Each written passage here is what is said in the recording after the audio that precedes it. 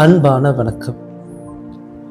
வாழ்க்கையை புதிதாக தொடங்க ஒரு வாய்ப்பு கிடைத்தால் நம்மில் எத்துணை பேர் அந்த வாய்ப்புகளை பயன்படுத்தி கொள்வோம்? வாழ்க்கையோட ஒரு நிலையில் நம் அனைவருக்கும் ஒரு புது தொடக்கம் தேவையாக இருக்கின்றது. வாழ்க்கையை புதிதாக தொடங்க நீங்கள் இப்போ இருக்கிற நிலையை அப்படியே ஏற்றுக்கொள்ளுங்கள். உங்களை வெறுக்காமல் உங்கள் தவறுகளை ஏற்றுக்கொள்ளுங்கள். கடந்த காலத்தை விட்டு வெளியே வாருங்கள். கடந்த கால வழிகளை, தவறுகளை மன்னித்து விட்டு வெளியே வாருங்கள். இப்போ உங்களுக்கு என்ன வேண்டும் என்று தெளிவு பெறுங்கள். அடுத்த 6 மாதங்களில் நீங்கள் முன்னேற ஒரு தெளிவு பெறுங்கள். உங்கள் சூழல்களை எளிமைப்படுத்துங்கள். உங்கள் சூழல்களை எளிமைப்படுத்துவது உங்கள் மனதினை எளிமைப்படுத்துவதாகும்.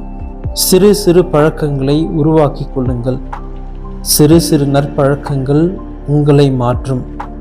உதாரணமாக, நேரத்திற்கு உறங்குவது, உடற்பயிற்சி செய்வது போன்ற பல உள்ளன. வளர்ச்சியை நோக்கிய நபர்களோடும் புத்தகங்களோடும் நேரத்தை செலவிடுங்கள். புது புது கலைகளை கற்றுக்கொள்ளுங்கள். தொடர் கற்றல் புத்துணர்ச்சியை கொடுக்கும். புது புது முயற்சிகளை மேற்கொள்ளுங்கள்.